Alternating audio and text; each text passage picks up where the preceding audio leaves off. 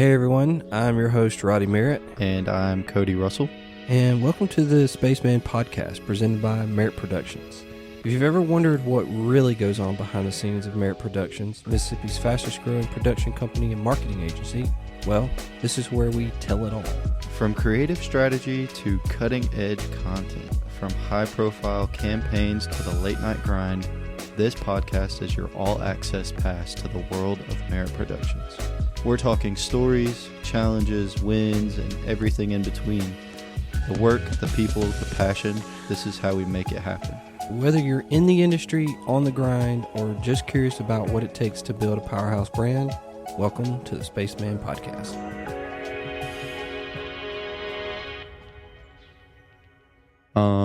So, practice test 2. See how it goes. Probably gonna sound like I think it'll be fine. I think you just need to keep an eye on the output settings. yeah. So I'm wondering if that's just a little too loud because it's in the yellow. You're talking so loud. Sorry. That's the problem. Hello. Andy's not talking. Do I just need to enough. be like right here? I think this I'm is like right here. I'll just be right We here. just have to adjust it. We Well, I just was have to like- figure Suffocating. I was like this. it out. It's probably too much. So, tell us our chat GTP What do you want to start with? I've suggestions. got topics for automotive discussion, photography, movies, commercials, and how we help small businesses. How we help small businesses. I like that. All right, it's got 4 subtopics. It's 4 subtopics. All Okay. right, we got DIY marketing tips, Okay. building a local brand, Okay. social media growth hacks, Mm. lessons from big brands on a small budget. Good choices. I don't know where you want to start. I mean, I feel like most people just struggle getting an idea of what helps and what doesn't. Yeah, that's typically what we hear is like, I don't know how much anything costs, or I don't know how to do this, or I don't know where to start. Or it's like they always want to have like suggestions after the fact. It's Right, like right. once you get going, they're like, oh, hey, what if we did this or that? Or why did we do this? Or shouldn't we do this? And I'm just like, where were these suggestions when we were starting? See, I feel like, I don't know, maybe it's just a Mississippi thing because you don't get a lot of people, at least on the internet, that, Look for marketing. yeah, I mean, I think what I'm trying to say is most small businesses in Mississippi are small because they don't have any idea of where to go from here. I don't know where to start. Yeah. Yeah. So I feel like we can kind of fill the gap pretty well, but trying to explain that to new people is the hardest part for us too. Yeah, and I think people are so scared to try something new. They don't know enough about digital marketing, social media marketing, branding. They just know what they've always seen. They know like, oh, such and such is my competition, and such is on the TV, and such is on the radio. So I should be on the TV and the radio. And then they're driving down the road and they see somebody else is on a billboard, and they're like, oh, I should be on a billboard. And then it's not until they see someone else on social media that they want to get on it, but then they just want to copy them. So when you try to do something different or correct is a better word to put it, because there's so many people that do it wrong, they question you or they're unsatisfied because they're like, well, this person's getting all this business and this person. And I'm like, you don't know that. You can't take anything on the internet at face value. You have I think people judge it too much. Like they used to say, don't judge a book by its cover. yeah. People do that way too often. Yeah. I feel like finding a balance between following the curve of what everybody else does and trying to build your side of the business with a community that actually supports you, regardless of your advertisements. You know, I feel like that's the hardest part, but it's very doable, Yeah. but it takes time. Yeah. Lots of effort. I think people also don't realize that part of marketing is to make a business seem, like it's special, like it's different, like Right. it's successful. That's who you want to do business with. You want to do business with the people that are, Andy, you want to pitch in? that look like they're doing what they're doing. Andy has no words. Is he alive? Go to He's the gonna need Adderall for this one. go to the other one that said something about photography or something. What did it say? We got some photography ones. Subcategories for that are visual storytelling and marketing, behind the lens, as in, this is actually a really good idea. I think we could probably do something like this if we wanted to. And it says interviewing photographers who create marketing campaigns. It would actually be it would be interesting to kind of cover central Mississippi as a whole and kind of shine a light on the people behind the cameras. It'd be kind of cool to get like Molly or Brent. Yeah. Start small, just who we work with, who appreciates the art of it. Right. Another category is the role of AI in photography marketing. Interesting. I feel like that's gonna be a big role in the next few years, sadly. Could be cool to do like local musicians or something too. Get their input on how they're marketing and reaching out to venues and stuff. Mm-hmm. Yeah, because not a lot of people know about the Jackson scene. Yeah. Because I certainly didn't know about it till I met Brent. Yeah. For those who don't know Brent works at North Shore Coffee in Jackson. They have a great coffee team, I guess is what we wouldn't call it, but they have a place over in Covington, Louisiana, and here in Jackson, Mississippi. So if you guys haven't looked into that, follow them on Facebook, Instagram, MySpace. I'm trying to get in the groove of like explaining the little bits that people might not know, because I feel like I struggle with that. Do you feel like everybody from around the world is going to be listening to our podcast? Maybe one day. I mean, we do have Rankin County's best Amen, brother. videographer. Mr. Worldwide 305. The last trend or the last category is trends in product photography for small businesses. I feel like visual storytelling and marketing is very important. And it says how photography shapes brand identity. That's a big one. How would you put that into words? Is if you were a customer or client and your business, I don't know, even if it was successful for the past 5 years or however long you've been in business, do you think that photography would help establish your identity or move it to kind of another platform, if that makes sense? Move it higher up? I always think that it's one of those things where like visuals are always going to be stronger in how they reach people, but ultimately, obviously, pictures versus video. People try to say, "Oh, a picture's worth 1,000 words," but with a video, you can say those 1,000 words, right? So that's kind of where I'm at. That's why I've really started pushing more for video. I think that's why video is kind of taken off on social, why it's been so effective. I also think that's why, short form become such a rage, because you could consume so much more video than everybody's attention spans got shorter too. Yeah, but I think it's also like to me, social media has made our bigger impact, I feel like. Yeah, but people want to consume more. Like I know I do. Most definitely. Like it's why I go there, is because there's so much content there, and there's so many things I can get. Like, and I use each platform differently. And I at one time I was I don't remember who it was.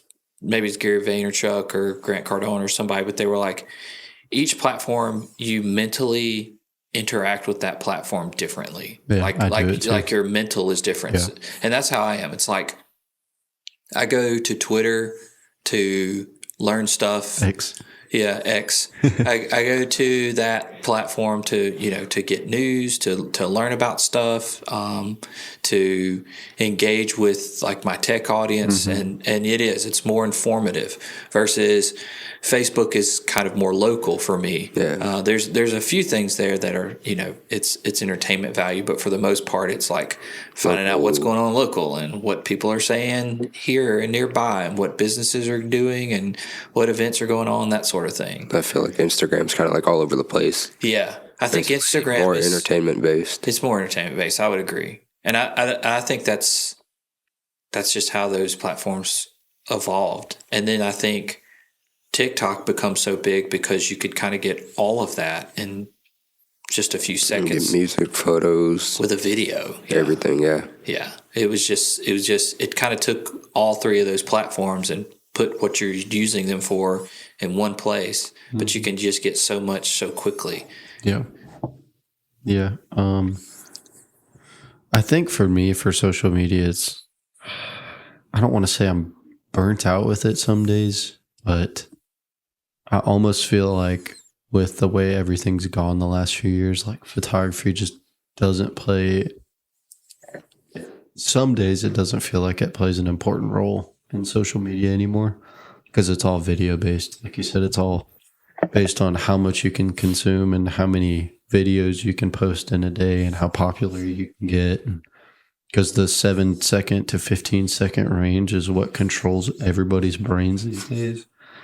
And you see pictures Everybody now just wants and to see numbers. you just like it and you move on within probably 3 seconds, unless it's that interesting. But I feel like it's getting harder and harder to showcase your brand the right way. Do you think that all social media in general, not one certain platform or medium, but do you think that it has hurt kind of the creative ability a little bit?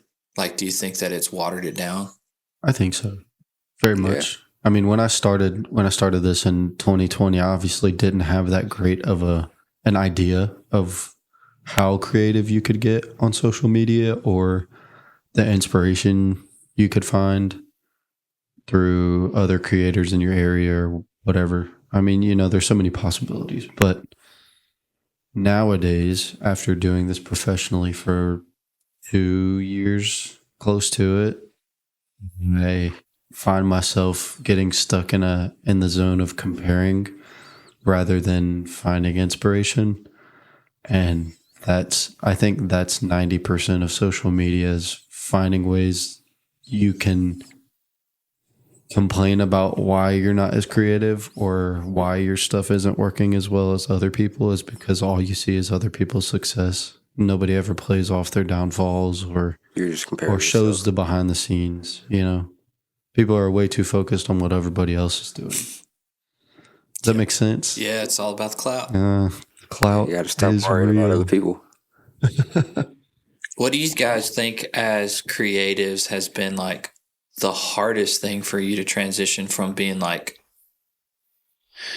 doing it just for fun and then doing it for a business, doing it for, I guess, profit? I don't know. I feel like there's a lot of stuff that you can look at between personal creations and doing it professionally. Obviously, some people get very blessed and can do it personally and get paid for it. There's people out there that still shoot medium format film for a living, and then they just post their work and make YouTube videos, and that's cool. On a professional side of things, I think the hardest part is finding a way to grab the attention of somebody you don't know for somebody else's business. You know what I mean? You're kind of playing a middleman and getting an idea of what they value on this side and getting an idea of what intrigues people on the other side so that they can find a compromise of like buying products or getting a subscription for something, spreading the news like on Facebook, sharing posts, whatever. I think the hardest part for me is finding a way to bridge the gap for new clients, old clients, just in general, really. Andy, nothing? He's still thinking. What about you? You've been doing this longer than we have, so. Yeah, I mean, I think back whenever I was doing the YouTube thing and where I was reviewing cars and editing and stuff like that, I was very poor. So, like, I didn't have high-speed internet at my house. So I would have to literally go to CC's coffee shop and get their Wi-Fi because it was faster than mine at home. And there were times where, like, I literally go there at, like, midnight and pull up next to the building and sit in the parking lot in my car and upload videos. But, I was doing that because, like, I loved it and it was fun and the channel was doing well and it was a good medium to, like, be creative. But also be like professional at the same time. Yeah. I mean, it taught me a lot about like branding and how, what people like and don't like. And I feel like with that, you can get like aspects of each side. So like business on one side, being professional, and then having to work everything all into one. Mm-hmm. That makes sense. It's cool that you've obviously seen the other side of things using high-speed internet at a coffee shop. Yeah. Late at night. It's interesting to see like the determination and staying motivated, how it's pushed to this, like 4 people in a business at 6 figures. And yeah, it also kind of helped me figure out like my role, like what I was good at and what I enjoyed most out of all of it. Like obviously, like I loved shooting and I loved shooting and I loved the editing process. But I realized now, looking back on all of it, I've realized that I really enjoy kind of overseeing it, I guess almost from like a director standpoint of like coming up with the vision, figuring out what direction to go, putting the team together, directing that team, and then at the end kind of working together where everybody's working on that final project of like, hey, let's move this here and put this here and do this and that. Like to me, that's what I've realized that I enjoy.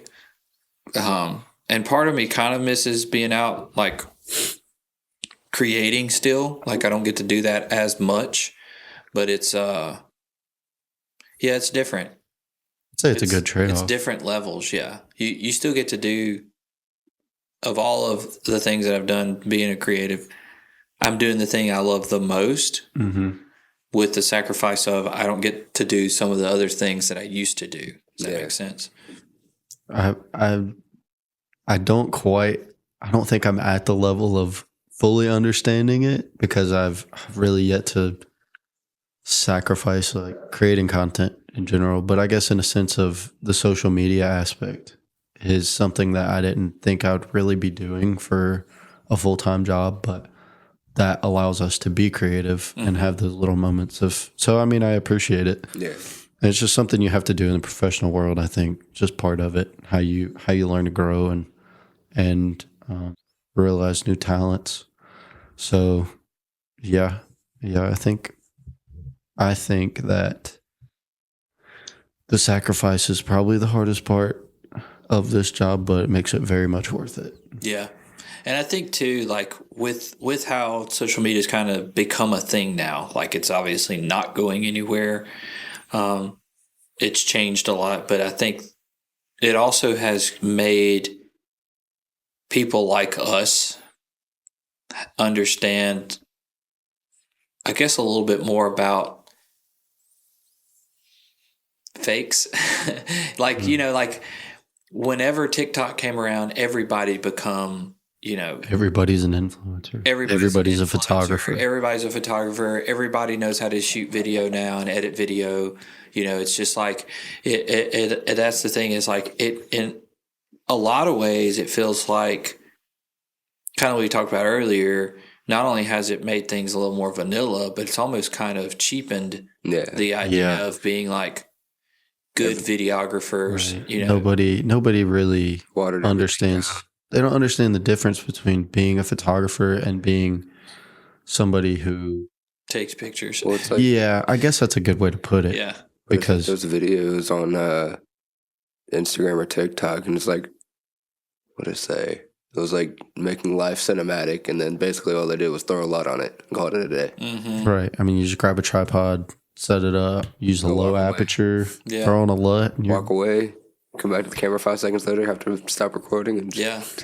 And I mean, it works. It but works. It's what's it works, but at what like cost? How people consume it. It's like Right. those inspirational videos are nothing to create, and they'll get, a channel that it's all they put out. They'll get, 40,000 followers, and each video is getting 10,000 views or, 15,000 likes. And it's just like, it feels so hard to compete with that in the space that we're in, because it is kind of a way to market, but at the same time, it's like they're not selling a product, but they're probably making money off that stuff too. Yeah. Most definitely.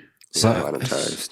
I think I don't know how to really get this point across, but how do you tell your client that what some people do to just make inspirational content is not really what we offer? Do you know what I mean? Yeah. It's like everything that we offer has its purpose. Right. For new customers. It's not for consuming purposes. Yeah. And the price difference, like you saying, it being watered down, is nobody can appreciate the time that we put in to create, I don't know, 2-minute video explaining your story. Yeah. Versus a 15-second video grabbing somebody's attention and getting an interest in your product, or just throwing out like a hook just to get somebody to scroll onto your page. Well, completely different. Yeah. It's like, kind of the way that I take that is it's kind of like the old, saying of like, don't build your house on sand. Because if those accounts stop, right. like if they take a week off, yeah, probably going to lose followers, extremely fast. They're going to lose engagement extremely fast. Because there's no content going out. Yeah, there's no content going out, so it never ends, and it's also a one-sided type of mentality, because you're making content to be consumed, but and you might get likes and you might get comments and you might get shares, but it's so fickle, Like most of those people that liked that page liked it because they just want to consume that content. They don't want anything. They don't want you to sell them anything. They don't want you to drive them to a website. They just want to see your stuff, like it, put it on their story, and move on. Yeah. And there's no substance to it. Right. It's not sustainable. It's just filler. Yeah, it's not sustainable.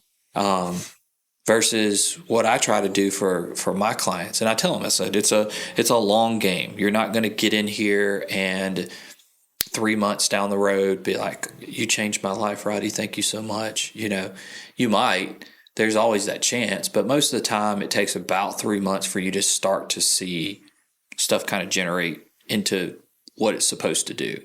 And what I try to do is I try to build all of it. So you're trying to build brand awareness. You're trying to build brand identity. Right. You're trying to tell that story and connect with people. One thing you and I talked about, what we see like huge success with, is whenever you find the community that your brand or your business resonates with, and you connect with that community on a regular basis. We saw that with Two-Step. Once we finally developed them into this brand for the people and who their people were, we just fed into that. And we've been feeding into that for 3 years now, and it's been extremely successful. We've seen that. I think we're starting to see that with Waze. Yeah, I think so. I think that's what happened with Classic Restoration. They were the same way. It just took time to find that community and get them dispersed in that community to where now every day it's similar job duties. Nothing really changes other than some of the content.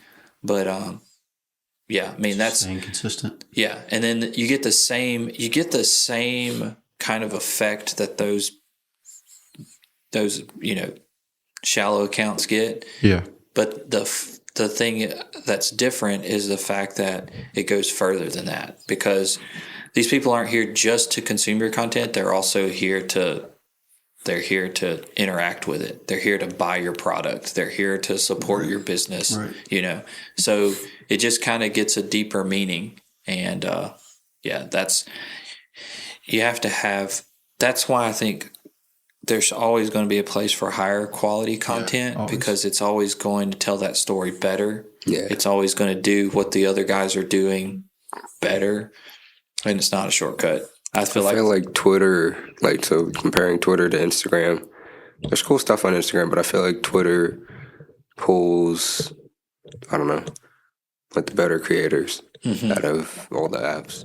I think they offer a creator a little bit more out of their platform. Yeah. Really. Because, that's the next thing I wanted to dive into is algorithms, but I just wanted to touch on what you said for a second is there's always a place for high quality content because compared to, social media influencers, as we call them, I'm not hating on it, but they have a purposed content that keeps people interested and offers a consumable.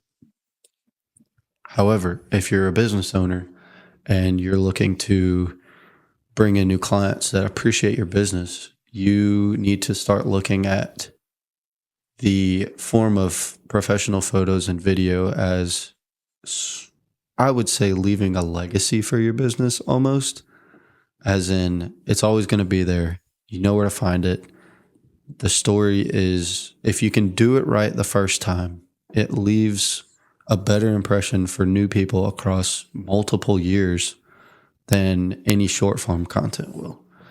And I think that's one of the biggest points that I'd like to make this year to people that are coming in and asking us these questions is the video content it's not just a one-time deal. This is, you take the time, you create it with the right team, the right content, the right script, the right shots. Once that's all together, it's edited correctly and it's intriguing. You can take that and make it an advertisement every year. You can post it on your YouTube, your Facebook. You can share it personally. And there's so many ways to use it.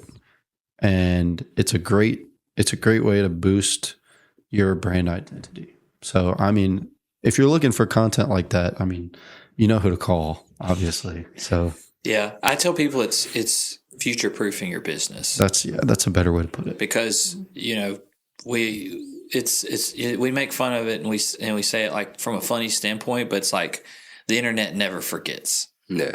Good or bad. So why not have footprint? Why not have good stuff instead of mediocre or bad stuff? Right. And when I say bad stuff, I don't mean like I'm not shitting on other people saying their stuff's bad, but I think there's just so many people that shortcut things. I think there's so many people that are out to just make a buck.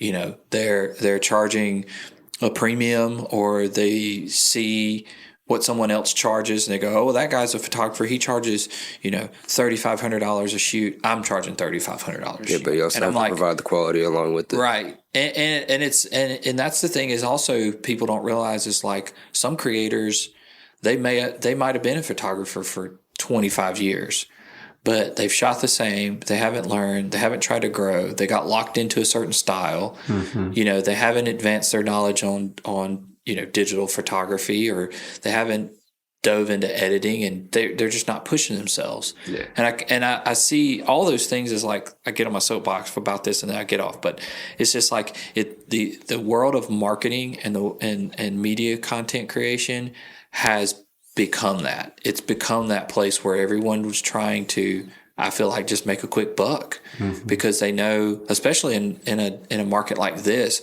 I almost feel like small businesses are being preyed upon by people that just want money. They just want to make a check. They just want to give you a good enough product. And I hate that, so much. It's like I see people out there that are doing this, and I know there's businesses out there doing it. And I'm just like, that was so close to being good. Like you could have put a little more effort into it, but I know you didn't, because you're like, it's good enough. They won't care. I've put enough time in this. I got to go do other shit. Yeah. And it gets on my nerves, because it's like, no, you give them the best quality that you got. Like you got to put in the time for it. Yeah. Yeah. And I just hate seeing that. That's kind of become like, I didn't start my company for that reason. I wanted it because I felt like people are overcharging and under delivering.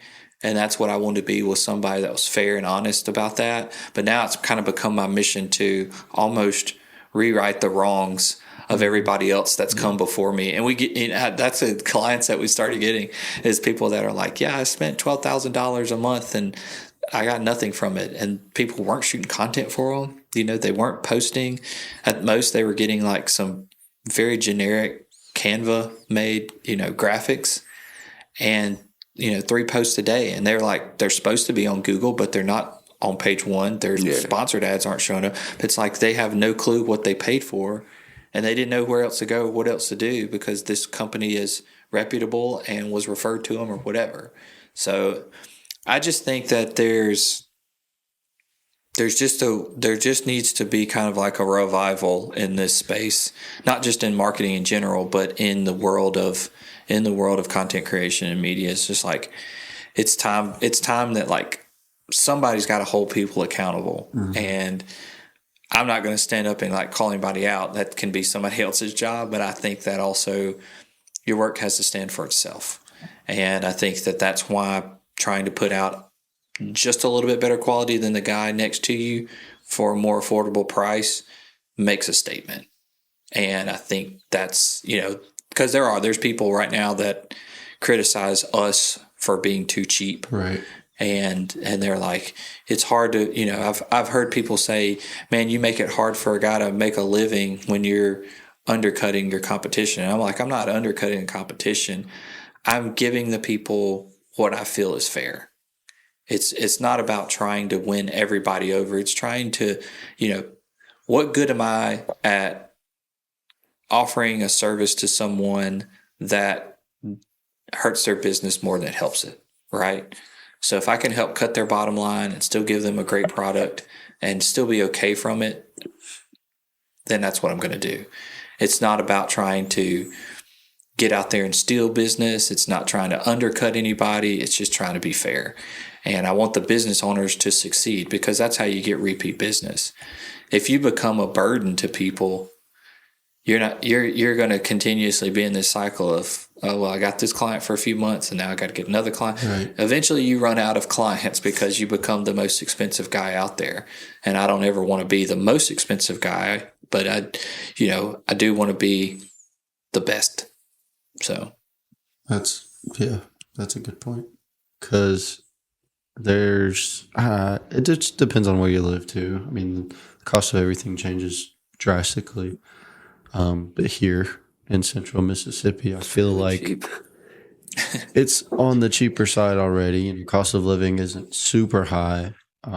Most everything is affordable. I mean, you've got everything you need, really.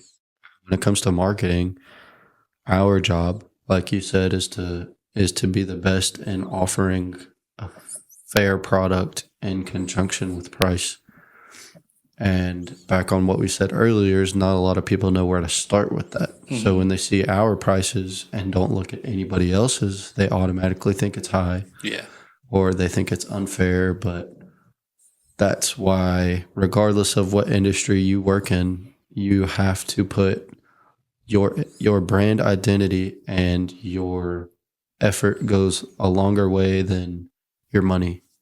And if you can take that, put it towards your personal goals, your business goals, whatever, you're going to strive a lot farther than you would with just paying for advertisements that are half-assed, or paying for a photographer to come shoot 20 minutes at your banquet or something, just to show that people are there. You're going to do better taking your money, putting it with the right group of creatives who are going to help your business, and then going out and making a difference in your community. I think that's the best way to go about it.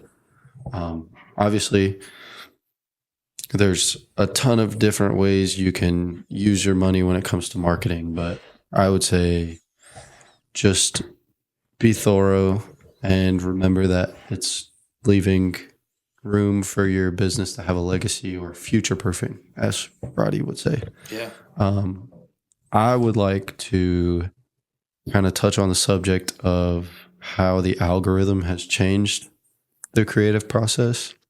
because I feel like not a lot of people understand that when it comes from a small business side of things, or most creatives are only going to understand it. An example is, Instagram, when we first started using it 2-3 years ago for professional stuff. Obviously, we've used it long before that, but as Merit Productions has started, it felt like it was definitely more intentional for photographers to use, or videos longer than 30 seconds to explain what your business is for, your story. But now 7 to 15 second videos are the go-to, or you get these creators that was mine. Good try. Oops. Okay. That was that was a newbie moment. So I cut you down. Yeah, it's all right. I was basically just getting at the algorithm. So Instagram was originally a firm. It was a firm, I think, that was created with the intent of it was supposed to be a space solely for creatives. Yeah. It was supposed to be for photographers to share their work. And they obviously couldn't stay in business without competing with Facebook at the time. And so they started trying to add some of the things that Facebook added in, but they didn't completely. Their goal was never to get away from being that creative space. So when their downfall was actually when short form video become a thing.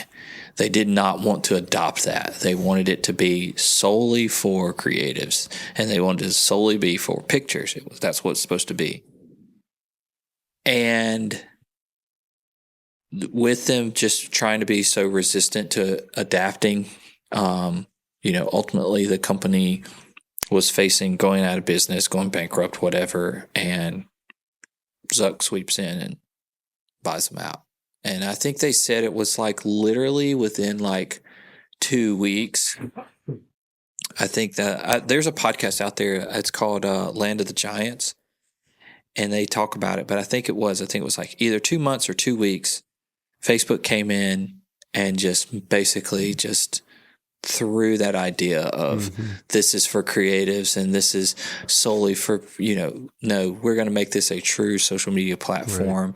And we're still going to keep the picture side of it, but we're also going to have video now, and we're going to have instant messaging, and we're going to have a place where you can sell stuff and filters and all this kind of stuff. Because, back in the day when Instagram first came out, there were no filters. There was, you could post, but I'm saying there was no editing filters, and all that changed. There was no reel category either. Yeah, there's no reels. There's none of that stuff, and then they changed it to try and save it. I think they ultimately, my opinion right now, Instagram is the, well, if you don't count like LinkedIn or something, but in my opinion, like right now, Instagram's the weakest platform, just because it's a lot harder to share across that platform. Yeah. You have no interaction with your content outside of, like, you can't do external links in descriptions. You can't. I mean, you can tag people, but it's still kind of clunky compared to like what Facebook and X are doing. And you're not hosting. Like X is doing a lot of stuff with like hosting spaces and doing stuff like this, and it's like Instagram's not doing that. Their real content is like a completely separate page. It's not inside the feed. It's just, I don't know. It's just, in my opinion, it's just the weaker of the three big platforms that are out there. Obviously, TikTok's kind of came in and changed things as well. So you throw it in the mix, and it's even further down the list, I think. So it's, but it is. I think it's because everybody become, a social media guru, and everybody become a video editor, and everybody, and that's it's kind of like what we talked about was like the. people either think, well, my niece knows how to make TikTok videos and she gets 40 million views and this, that, and the other. And I'm like, yeah, but your niece isn't trying to sell, It's different. your niece isn't a plumber trying to sell plumbing services or AC services in the middle of the winter or whatever it is. It's 40 million views of the wrong client too. I mean, it's mostly people just looking for consumables. Yeah. And so you've either got that person or you've got the person out there that they don't know what they need. They don't know where to go with it. They basically just want to be a copycat of another business. And it's like, no, that doesn't work. But I just go back to your point about the algorithm thing. It's the one thing that I've learned, and I tell people this all the time. It's not like a trade secret that I share, that I try to hide. I share it all the time, but consistency always wins. It never fails that if you consistently post and you consistently post multiple times a day, that you're always going to be successful. It's just how it works. It doesn't matter what platform it is, doesn't matter what the content is, doesn't matter how you do it. We've seen it, that we saw the difference from going from posting 7 days a week to posting 14 times a week.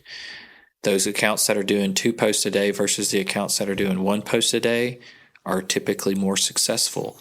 And it's, yeah. And this is the same way with like the guys that I talk to that are in the tech industry that do, review videos. If they're putting out 3 videos a week consistently on a certain day at a certain time, their subscribers get used to that. They like that. They know it. The more stuff the more they diversify themselves. If they go from having a review channel for mobile devices to a review channel, having 2 channels, having 3 channels, having a podcast, it's just that multiplier. It's kind of like what's one of the best ways to make more money? It's to have like 3 or 4 sources of revenue coming in, not just having one company, but having 5, it's that kind of thing. So it's no different. And the algorithm has never changed around that. I do think that there's been a time where it really liked mobile photography and videography.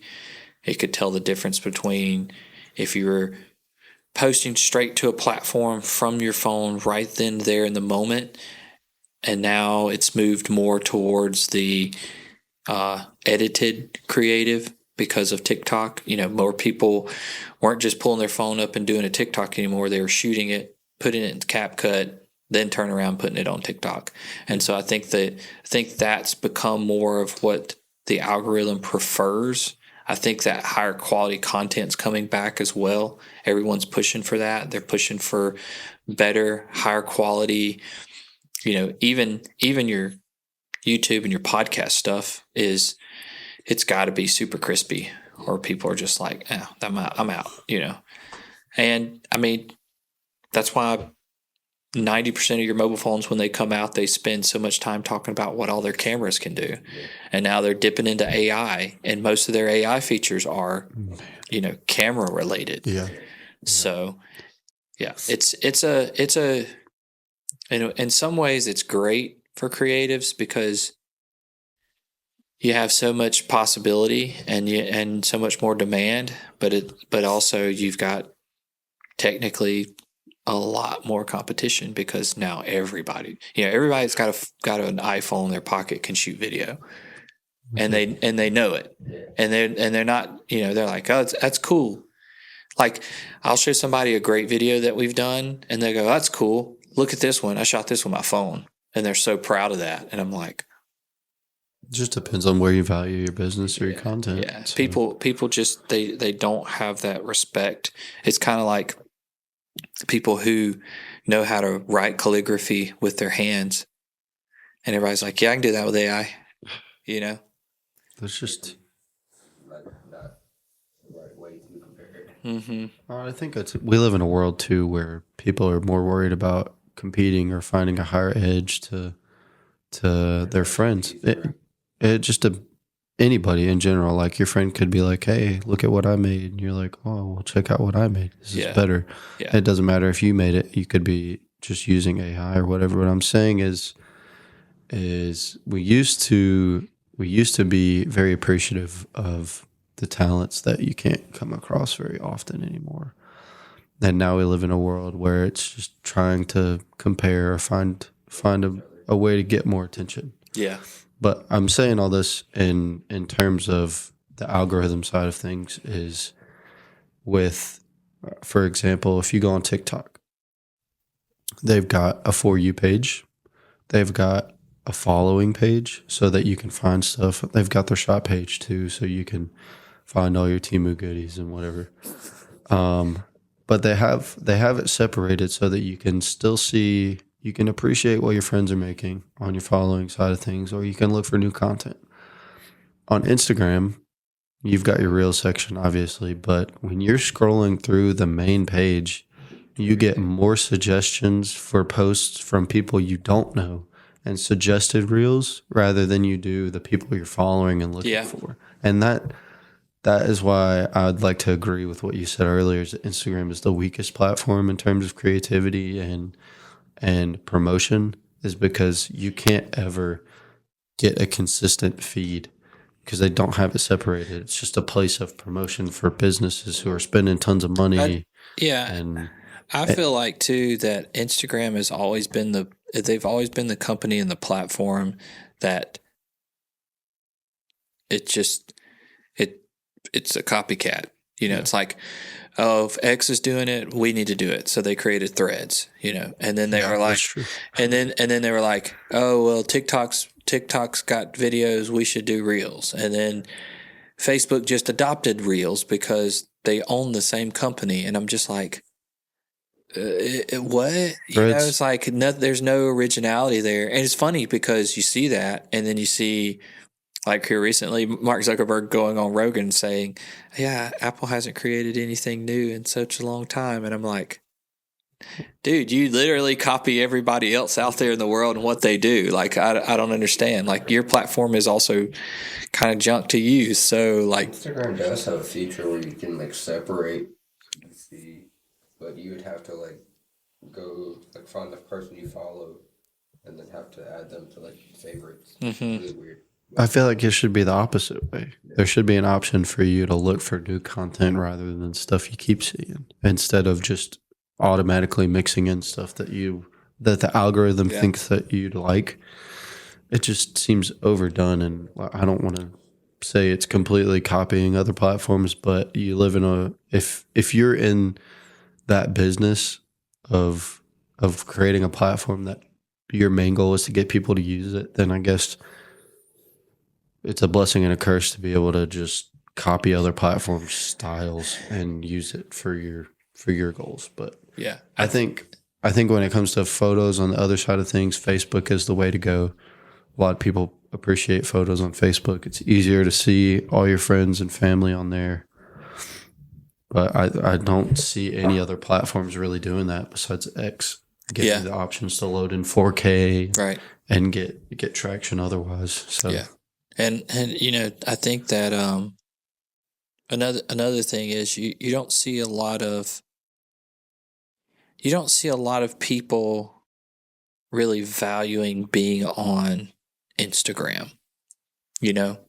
Like Instagram has a lot of the same features that Facebook has. Yeah. But how often is it that you've bought, and I'll use TikTok with this too, because I tell a lot of customers this. They're like, what about TikTok? I'm like, well, kind of really and truly depends on your audience and, what's your goal out of it, what's your gain? Because you do have a shop on TikTok. You do have a place you can shop on Instagram. And then obviously you have Facebook Marketplace. And I think Facebook Marketplace has become like the new Craigslist. It's almost like its own separate app. Like. Yeah. I mean, I think it actually should be, because it's so glitchy now, and it's so hard to navigate and to keep things separate. And It's on Marketplace now too. right. Really? So that's my thing. Is like, I've bought stuff off of Instagram before, but not nearly the amount of stuff I've bought off Marketplace Stuff you value. or the size of the items. Exactly. Yeah. Like I haven't bought cars off Instagram. Right? I would hope you never do that. Yeah. And then the same thing is like, to me, the shop space, I'm sure there's plenty of people that use it and enjoy it, but like it's annoying on TikTok. Like it's just a nuisance. You keep scrolling down, and it's like, oh, shop here, TikTok shop. And just Right. And, so, I also blame a lot of it on just developers. I used to call them lazy. I used to say they were lazy, and every time something would break or not work correctly or whatever, I'd say it was there. But it's also, they're so pressured to keep up with their competition. Mm-hmm. And I hate that. I hate that. I wish they would just have their brand identity. And if somebody else comes out with something, be like, oh, cool. Maybe we'll look at that later. But like, get your platform, get your house in order first. Right. Because I can tell you there's multiple times, and most people don't see this. A common everyday person is not going to see this. But if you're somebody that's managing an account, there is so much difference between how Facebook works on a computer, like a desktop, versus a tablet, versus an Android or iOS. Mm-hmm. And because Android is so different across brands, depending on what Android you have in your pocket, depends on how it reacts. I'll give you an example. So there's a feature in Facebook, used to work fine, where you could share something to your page. And it has changed so much over time. Used to, when they first came out with it, if you wanted to share to your page, it would open it up like in a browser view, even though you're still like in the app. Yeah. But it looked like a browser. It was terrible. And then it switched to, it was actually pretty good for a while. It switched to, if you wanted to share it to your page, it actually pulled the page up, look like you're logged into the page and posting from your page. And then once you posted, it would go back to your normal profile. Then they made it where if you shared to your page, you could just click at the top and choose your page. Now it's broken. And for some reason, when on mobile, when I try to share it to my page, it brings up a page, but it doesn't give me the drop down to choose a different page. And because obviously I have dozens of pages that I manage, I can't. So that sharing feature could become a lot harder. But if you're on a computer, it works like it used to, where if you share it to a page, it pulls the post up, you can click and it works fine. Yeah. Same with, yesterday I ran into a deal where like I'm in the business suite. I go to create an ad on the computer. I think it was a computer. Yeah. I go on there to create an ad on the computer, and it was showing a button. And I didn't want that button. I wanted a different button. And usually it gives you an option to change your button. And used to, they'd have a list. Like now they have call to action feature. Yeah. Now they have a drop down. But it didn't have that. It did not have that anywhere on there on the computer. So I get on my phone and it has it on the phone, which makes no sense. Like why it would be on the phone, it wouldn't be on the computer. You'd think that would be a feature. If you're building an ad, you're building an ad on a computer, not on a phone. It would work better on the computer. So, and that's my problem with them, is like every time you turn around, the way they do things changes. Most of the time it's broken, but it's so different everywhere. And I'm just like, why don't you just make it, like get it to a point where it works and it's good and it's easy and you're done. And go do something else. Like leave that alone. Like don't keep don't keep dissecting that piece by piece, because you're breaking stuff. Right. And that's my whole point with like, all these things that they try to introduce. Facebook was at its biggest point when they finally adopted games. They didn't want to adopt games for a long, long time, until the games got so big and had so much revenue that they were like, maybe we should have games. I don't know if you guys remember, Yeah, Farmville, so huge, and what a time to be alive. Right. And you could share your farm and all this kind of stuff, but that was their biggest point, and I think it was because people could interact with something and share it and that sort of thing. But the biggest thing was they didn't build it. Somebody else built it. Another game company built it, and they just put it on their platform. Well, they don't do that anymore. Not. I think they do some, but for the most part, everything that's on Facebook and Instagram, they built it.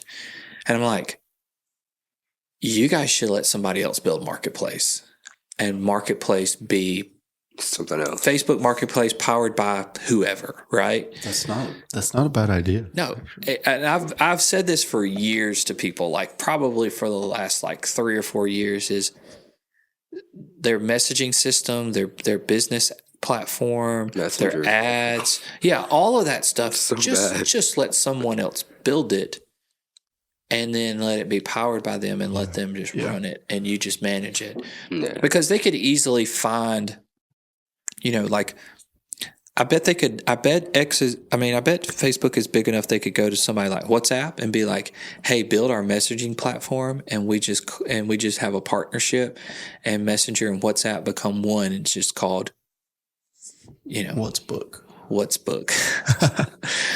message? Well, see, you make a good point, because I think if Facebook was separate, if Marketplace was separate and they actually put the time in to just make it good and leave it. Kind of like OfferUp. Mm-hmm. Yeah, that is true. Back on the point of still have it connected to Facebook. If it ain't broke, don't fix it. Yeah. Facebook definitely. I can't say anything because I don't know what that side of business looks like for developers and keeping a platform running. But you'd think in a perfect world, you just find something that works and leave it like that. Yeah. But I think it's human nature to just find ways to make it better. But sometimes it doesn't always work that easy. Yeah. But that would be like, the way I look at that too is like, we're creating a story, and it gets to a point where, and we all know we have to get to that point where it's like, that's it. It's good. It's it works. It's done. You have to call it done. And I think that's the problem. It's job security, because obviously we get to keep working with people and helping them. But I just wish that they would kind of innovate more, find more things to innovate with. And some of this stuff just like be like, hey, this is done. Like the posting, like, we've had reactions and GIFs, and now we've got all these different things that you can do with inside your post, which granted, okay, cool, great. But at some point, it's like, let's just call it done. Like, let's just have a way to post and call it done, and move on to something else. If you want to add stickers and all these other things they're wanting to add, do that another way. Right. Do it another way. But don't just keep adding stuff. Don't overcomplicate. Yeah, they're just piling so much stuff on. And I think that's why so many people are weary about, I am. It's why I would be, like, as a business owner, why I'd be weary of, like, letting somebody just do whatever, Yeah. I think that's a good point, too, because I'm going to kind of relate that to making commercials. Is that some of the most memorable or impactful commercials that I've seen have been very, very simple, because it's all in the storytelling, it's in the shots. And if you can have a visually, what's the word? I guess appealing. If your commercial is appealing enough in the shots, it's all scripted correctly, you don't need to overcomplicate it, because everything that I like to see is very, very simple. It gets your message across. It doesn't get confused with anything else. You throw your logo in. Everybody knows what the logo looks like. That's all they need. And sometimes simple is better. That is true. True. In a world of complications. And do you have any points to end the podcast, or any lessons for small businesses? I've got I've got nothing but make Good sure. luck. Yeah. Good luck and be, what's the word? You. Be you. Open-minded. It's right on the tip of my tongue. Be not certain, Impactful. not impactful. Man, it's right there. I hate when this happens. Senior moment. I'm going to think of it. That's what happens when you get Rankin County special videographer. Yeah, I guess so. I got too much going on in my head. Too much dip on your chip. Precise. It's something like precise, but I cannot get it out of my head. I don't know. I don't know where you're going with it. Anyways, if you're looking for business stuff, you know who to call. I think this is going to wrap up our first podcast. We'll see. I don't know how good this is. This may not go out, but it's long enough. If it does, it does. I think so. I think it's worth a shot. So, see you guys next time.